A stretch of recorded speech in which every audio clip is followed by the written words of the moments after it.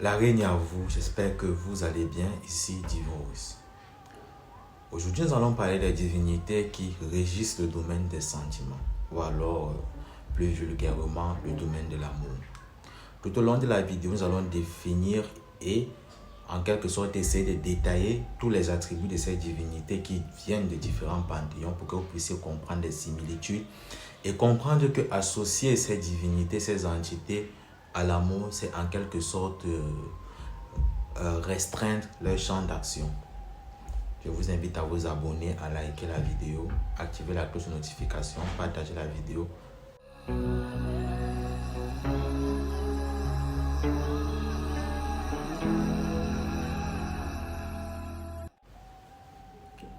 Vous avez compris, on va parler des esprits qui agissent, des divinités, on va dire comme ça, qui agissent dans le domaine de l'amour. On prendra dans le vaudou haïtien le cas de Herzuli d'Antor, on prendra le cas de Vénus, d'Aphrodite et même aussi de Mamiwata. Parvati dans le panthéon hindou sera mise à part. Nous allons parler de Parvati dans une autre vidéo parce que parler de Parvati dans ce domaine, ça sera aussi en quelque sorte minimiser ses capacités parce que Parvati est une divinité assez complexe qui a plusieurs visages, plusieurs facettes en fait. Donc, quel est le rôle de ces divinités qui ont tendance à agir dans les sentiments? On les convoque dans la plupart des cas pour faire tout ce qui est lié au rituel d'amour, voilà, comme retour affectif, charme et autres. Mais les gens pensent que quand on parle de ces divinités, elles n'agissent que dans l'amour. Il faut savoir que les sentiments font partie des armes les plus redoutables, que lorsqu'on arrive à contrôler, peuvent nous permettre de contrôler, de dominer même sur tout ce qui nous entoure. La première similitude, la première chose qui frappe lorsqu'on se renseigne sur la plupart des divinités, dans tous les panthéons du monde, lorsqu'on se renseigne sur les différentes divinités qui agissent sur les sentiments, on se rend toujours compte que ces divinités sont à polarité féminine, donc sont des polarités femelles. Pourquoi? Dans la spiritualité, la femme est considérée comme l'être qui a le plus de potentiel spirituel et qui est lié à la sensibilité. La magie de la femme est généralement liée à sa sensibilité, à ses émotions. Celle de l'homme est liée à sa volonté.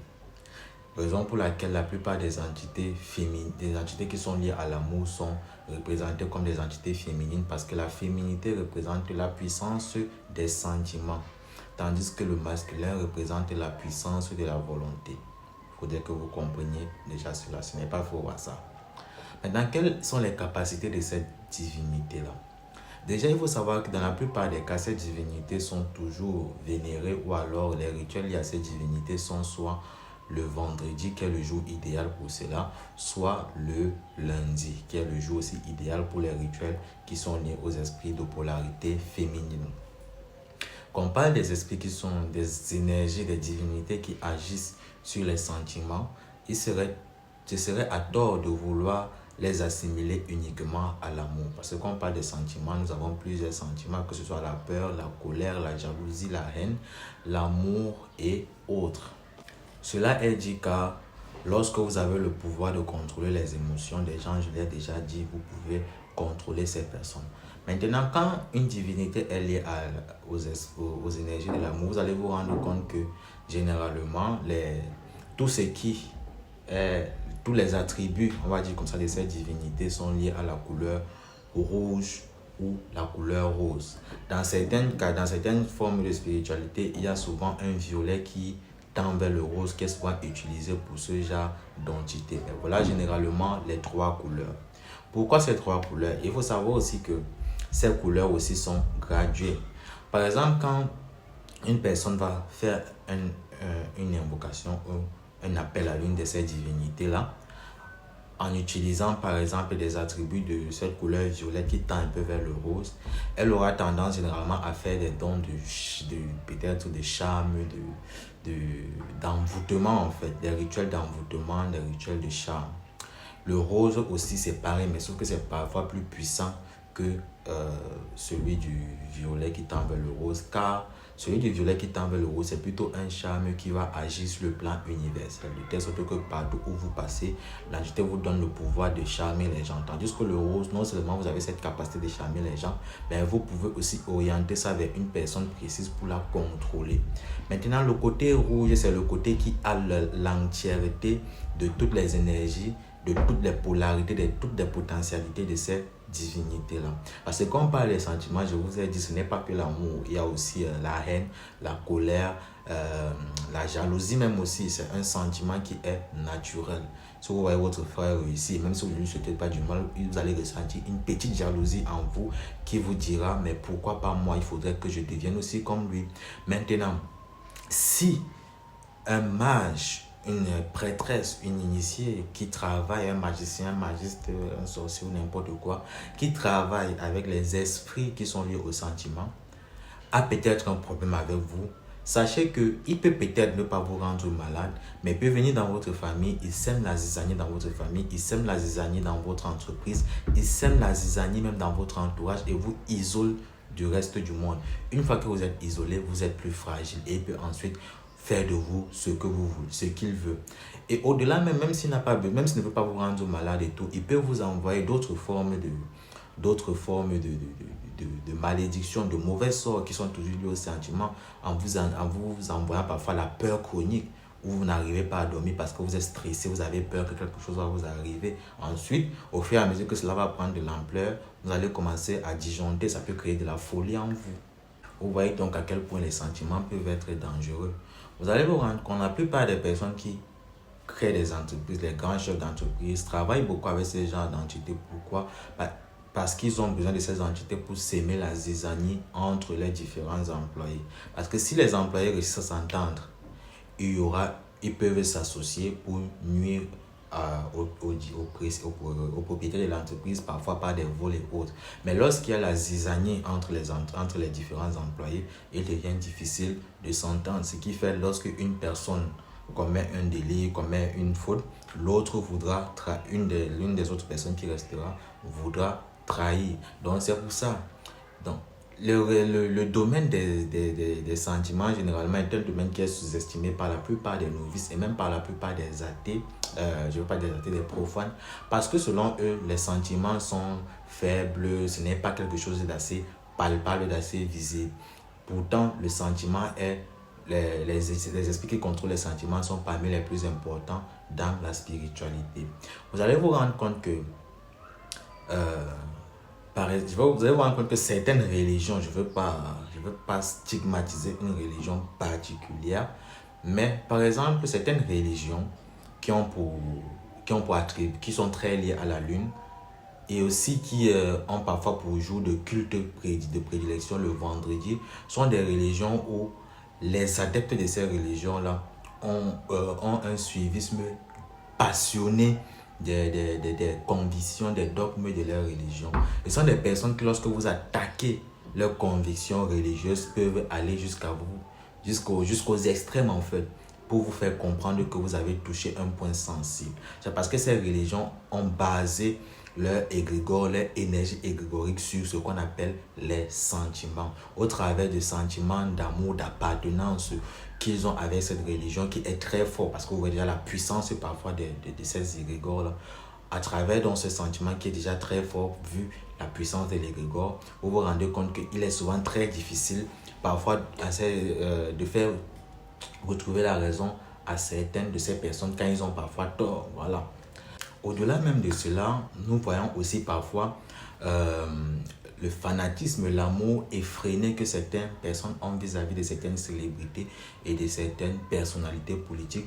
Parfois, vous vous demandez si ces personnes réellement sont encore conscientes ou elles sont zombifiées. Ce n'est pas qu'elles sont zombifiées, bien au contraire, elles sont normales. C'est juste qu'elles sont sous l'influence de certaines énergies, de certaines entités qui agissent sur ce qu'on appelle les sentiments. Vous allez voir, quand vous restez, vous vous rendez compte qu'une personne, pour défendre l'homme politique qu'il soutient, ou alors pour défendre sa religion, ou même pour défendre la star qu'il soutient, est capable de prendre des armes, est capable de faire du mal à sa propre progéniture. C'est parce que la personne qu'il ou elle soutient, ou même le groupement politique, la célébrité ou la religion à laquelle il appartient, a basé son égrégore, sa puissance égrégorique sur ce qu'on appelle le sentiment. Quand vous avez la possibilité de travailler avec ce genre de divinité qui agit sur les sentiments, vous pouvez avoir tout ce que vous voulez. Vous pouvez avoir même la richesse pour ceux qui veulent la richesse, parce que lorsque vous entrez dans un bureau, quand on parle des auras, quand vous dites parfois vous allez faire des consultations, vous dites votre aura n'est pas pure, c'est parce que lorsque votre aura n'est pas pure, vous n'attirez pas les bonnes personnes parce qu'elles ont tendance à vous sentir répugnant en fait. Elles ont une sensation en fait, vous émettez des énergies qui font en sorte qu'ils n'ont envie que de vous repousser. Mais quand vous arrivez dans un endroit où peut-être vous avez des bons auras ou alors que vous avez travaillé avec cette divinité, vous allez vous rendre compte qu'il sera plus facile de vous ouvrir les portes. Prenez un simple exemple. Quand une belle femme, elle arrive, je ne sais pas, pour demander du travail, elle aura plus de chances d'avoir du travail que peut-être l'homme le plus diplômé même du pays. Parce que déjà, elle émet des énergies qui créent des sentiments favorables. Quand vous entrez dans une maison qui est belle, qui est propre, qui a des énergies apaisantes, par exemple, comme ma maison, j'ai fait en sorte que chez moi où je vis, ça ait des énergies apaisantes, que tout le monde qui entre chez moi ait un sentiment de paix, qui se sente apaisé. Ça fait que quand les gens viennent chez toi, ils ont envie de rester et peu importe les mauvaises intentions qu'ils avaient, cela les calme un peu. Tandis que si votre maison est une maison qui n'a que des mauvais sentiments, des mauvaises émotions, où il y a toujours des querelles, des bagarres et autres, vous allez vous rendre compte que même pour prospérer dans cette maison, ça devient difficile. Parce que vos émotions aussi ont des vibrations qui émettent des ondes sur le plan astral et qui créent des événements sur le plan astral qui se répercutent sur le plan physique.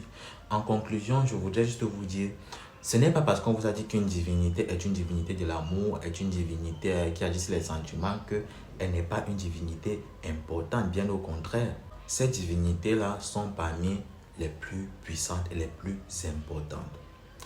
Pour les reconnaître, dans la plupart des cas, ce sont des divinités qui sont associées de manière vulgaire à l'amour. La plupart des cas, ce sont des divinités féminines. La plupart des cas, ce sont des divinités qui sont associées aussi parfois à la beauté.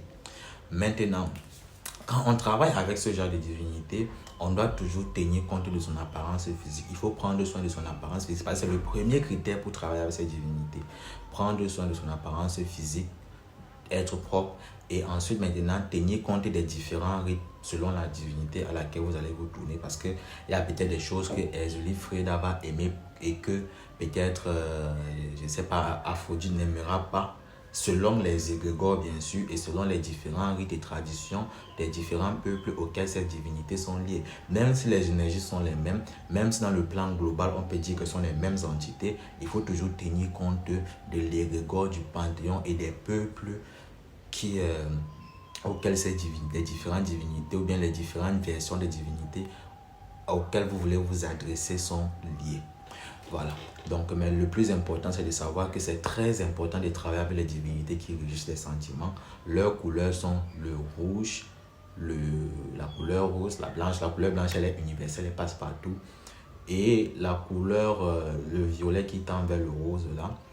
Les parfums aussi. Je parle là maintenant des offrandes que ces entités aiment beaucoup. Il y a les parfums, les fruits, les fleurs, voilà, les sucreries aussi. Donc, voilà, c'est de ça qu'il était question. Je vous invite à vous abonner, à liker la vidéo, activer la cloche de notification. La Nyavo, c'était Divorus et j'espère que cette vidéo vous a édifié. Désolé si je ne fais pas trop de vidéos ces temps-ci là, c'est juste que je suis en train de faire certaines choses et déjà dans quelques jours, il y a encore une autre initiation que je vais devoir aller faire.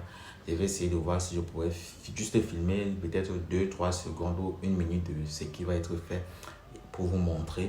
Donc, abonnez-vous, partagez la vidéo.